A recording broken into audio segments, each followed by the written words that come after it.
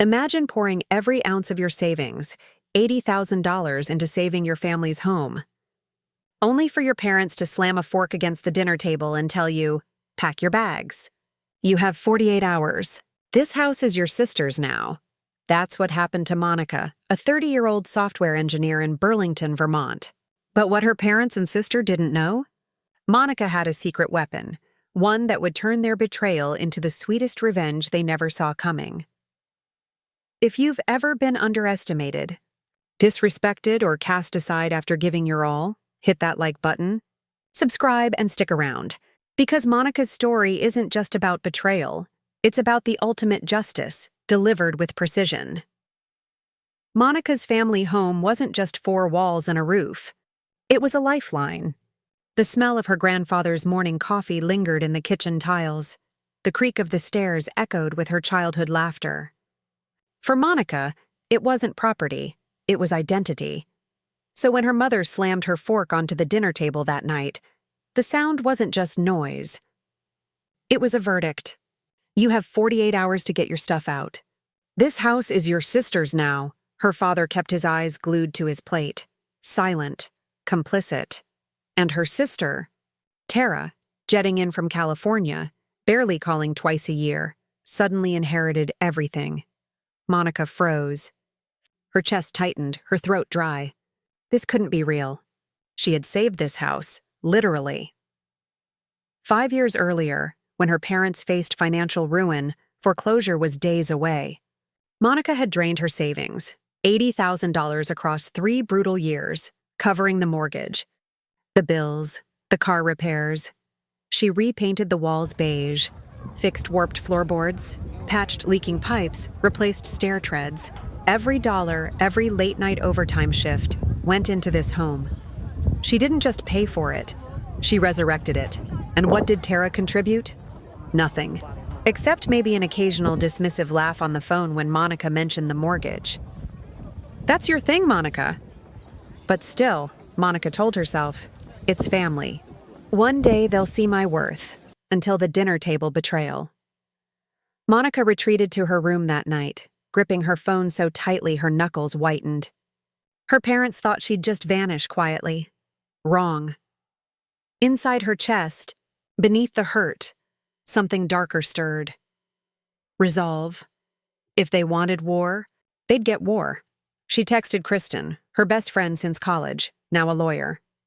Within minutes, Kristen was on the case. Kristen called back the next morning, voice sharp with urgency. Monica, you're not going to believe this. Your grandfather's will. It names you as the sole heir to the Burlington house. Not your parents. Not Tara. You. Monica dropped to the edge of her bed, breath trembling. Her grandfather, who'd built the house brick by brick, who'd once told her with a twinkle in his eye, this place will always be yours, had been telling the truth. And her parents? They had known. They'd hidden it. They'd watched her pour $80,000 into a home she already legally owned. While plotting to give it away, the betrayal cut deeper than bone. The next morning, while her parents were out, Monica made her move. Step 1, reclaim what was hers. She walked through the house with sticky notes, tagging everything she'd bought, the sofa, the flat screen, the washer, the curtains. If her sister thought she'd waltz into a furnished home, she was dead wrong. She called a moving company. By noon, everything she'd paid for was gone. Neighbors noticed. Mrs. Linda from across the street stopped by, concern in her eyes. You've always been good to this house. You don't deserve this. Mr. William, who'd fished with her grandfather, shook his head. This place was meant for you. Their words weren't just comfort. They were validation. Monica wasn't crazy. She was right. That afternoon, Tara arrived from California, suitcase in hand, smirk ready. But when she stepped inside, the smirk dissolved. The living room was empty. The sofa gone. The TV gone. Even the curtains stripped.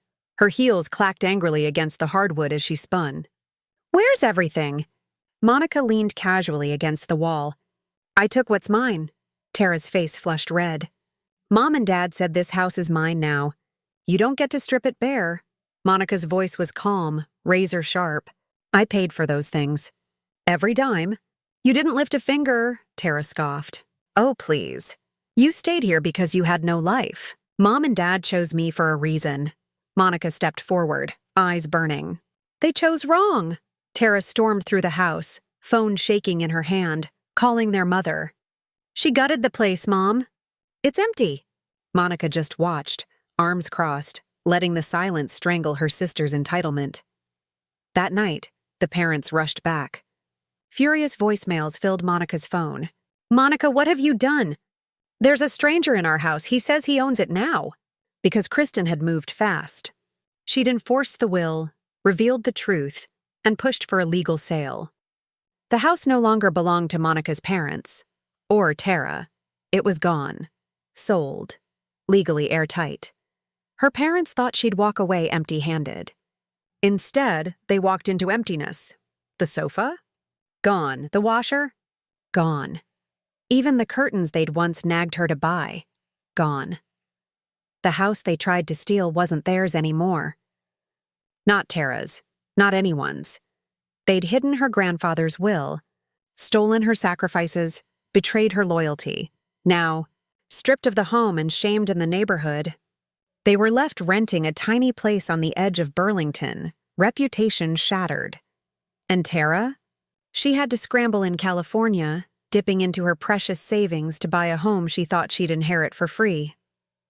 Monica stood in her new apartment months later, sunlight spilling across the sofa she'd fought to keep. She finally understood. Her worth wasn't tied to her parents' approval or that house. Her grandfather had seen her strength. Now she saw it too. Justice wasn't just about revenge. It was about reclaiming herself. If Monica's story gave you chills, smash that like button and tell us in the comments. Have you ever seen karma hit someone who deserved it? And don't forget, subscribe for more stories of betrayal, justice, and sweet, sweet revenge. Because sometimes, karma just needs a little push.